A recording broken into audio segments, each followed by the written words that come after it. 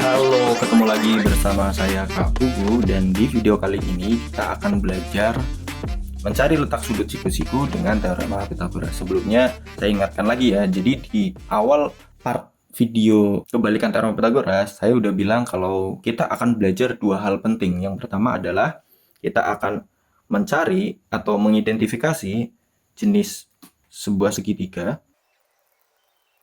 Apakah segitiganya itu nanti segitiga lancip, siku-siku, tumpul, yang sudah kita pelajari di part 1 dan part 2. Kemudian yang kedua yang akan kita pelajari ini adalah mencari letak sudut siku-sikunya. Dan sebenarnya yang kita pelajari ini itu adalah hal yang sangat sederhana ya.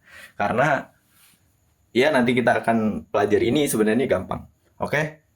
Sebagai contoh aja deh. Kalau kita misalkan punya sebuah segitiga, terus sisinya ini 3, yang ini 4, ini 5. Ini adalah segitiga siku-siku. Ya, karena kalau kita hitung nanti 5 kuadrat ini hasilnya sama dengan 4 kuadrat ditambah 3 kuadrat. Jadi dia siku-siku. Tapi kita belum tahu nih siku-sikunya di mana. Kira-kira di mana? Ada di sini, ada di depan angka 5-nya, angka yang terpanjangnya kayak gitu. Gampang kan? Ya, gampang. Nah, di sini saya langsung mau kasih tahu caranya bagaimana. Jadi caranya adalah clue-nya di sini kalau kalian bisa lihat atau udah baca dari tadi, sudut siku-siku itu di dalam segitiga siku-siku pasti berada di depan sisi terpanjangnya atau di depan hipotenusanya. Jadi kalau tadi itu sisi terpanjangnya adalah 5, ini 4, ini 3, berarti siku-sikunya ada di depannya 5, yaitu yang ada di sini kayak gitu. Nah, di sini kita baca segitiga ABC berlaku rumus C kuadrat sama dengan A kuadrat plus B kuadrat. Artinya segitiga ABC ini adalah segitiga siku-siku. Nah, maka sisi terpanjangnya, kalau dari rumus ini berarti sisi terpanjangnya mana? Yang C. Nah, logika sederhananya kayak gini. Coba kalian lihat rumusnya. C kuadrat sama dengan A kuadrat plus B kuadrat. Untuk mencari C kuadrat, kalian harus menambahkan A kuadrat dan B kuadrat. Artinya di sini C ini lebih besar dari A, C ini juga lebih besar dari B. Jadi C ini lebih besar dari A atau B. Jadi C ini paling besar di antara semuanya kayak gitu. Ya enggak? Logikanya kan kayak gitu ya. Karena untuk mencari nilai C, kalian harus menambahkan A sama B. Itu A bergabung dengan B baru jadi C. Artinya C itu yang paling panjang. Jadi kita dari rumus ini kita tahu sisi terpanjangnya ada di C atau hipotenusanya C. Yang artinya sudut siku-sikunya berada di titik C atau di sudut C kayak gitu. Kalau rumusnya kayak gini. Nah, kalau rumusnya misalkan kayak gini, ada segitiga P, Q, R dengan rumus P kuadrat sama dengan Q kuadrat tambah R kuadrat. Berarti paling panjangnya mana?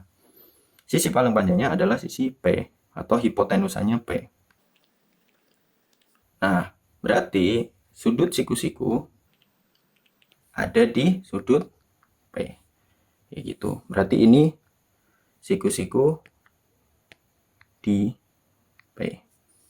Paham ya?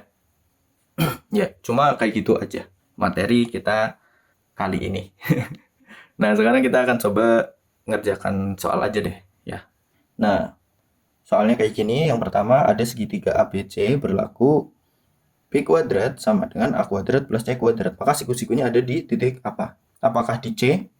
Bukan ya. Jadi huruf-huruf ini tuh tergantung ya. Nggak harus selamanya tuh siku-sikunya di C terus. Tergantung rumusnya. Kita lihat di sini B kuadrat sama dengan A kuadrat plus C kuadrat. Artinya untuk bisa menemukan nilai B, kita harus menggabungkan A kuadrat dan C kuadrat. Artinya B ini adalah yang paling besar. Gitu. Berarti B adalah hipotenusanya. Jadi siku-sikunya ada di titik B atau di sudut B. Berarti untuk segitiga ini maka siku-sikunya ada di sudut B. Nah, kalau menentukan titik atau sudut kita pakai huruf besar.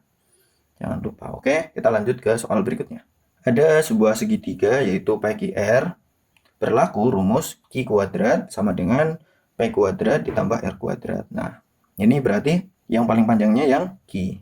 Berarti hipotenusanya adalah Q, maka siku-siku di sudut Q besar. Berarti ini Q besar. Oke? Gampang kan? Nah, ini soal yang terakhir nih. Ini soalnya agak berbeda. Kalau tadi kan penjumlahan terus, sekarang pengurangan. Nah, kira-kira dari ini yang paling panjang yang mana? Yang panjang yang Q. Salah ya, bukan yang Q. Yang mana? Nah, kita rubah dulu bentuk ini menjadi bentuk yang penjumlahan. Dimana caranya adalah kita tulis lagi Q kuadrat sama dengan P kuadrat dikurangi R kuadrat. R-nya ini, yang negatif ini, kita pindahkan ke ruas kiri. Atau semua ruasnya kita tambah dengan R kuadrat gitu. Karena udah pindah ke ruas kiri, berarti yang ruas kiri menjadi Q kuadrat ditambah R kuadrat sama dengan P kuadrat. Nah, dari sini kita bisa tulis balik atau nggak usah. Ya, bolehlah tulis balik ya, nggak apa-apa. P kuadrat sama dengan Q kuadrat ditambah R kuadrat. Nah, kita bisa lihat di sini bahwa untuk mencari nilai P kuadrat, kita harus menggabungkan Q kuadrat dan R kuadrat. Artinya P kuadratnya lebih besar dari Q kuadrat, P kuadratnya juga lebih besar dari R kuadrat. Yang artinya hipotenusanya ada di sisi P, siku-siku ada di sudut P. P besar ya. Berarti di titik P. Itu. Gampang kan? Kita ketemu lagi di video berikutnya.